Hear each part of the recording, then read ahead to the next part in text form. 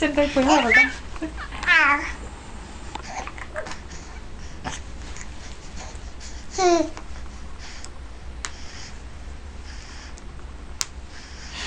Nhìn thấy mày quay là diễn viên không đóng à? Rộn ràng chưa? Đọc rộn ràng chưa?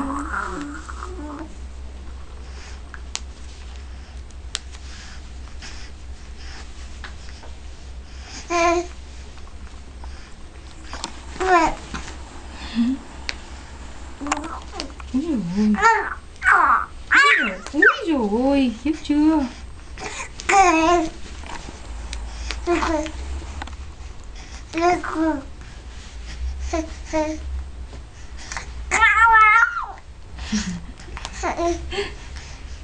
Bảo mẹ không đóng nữa à?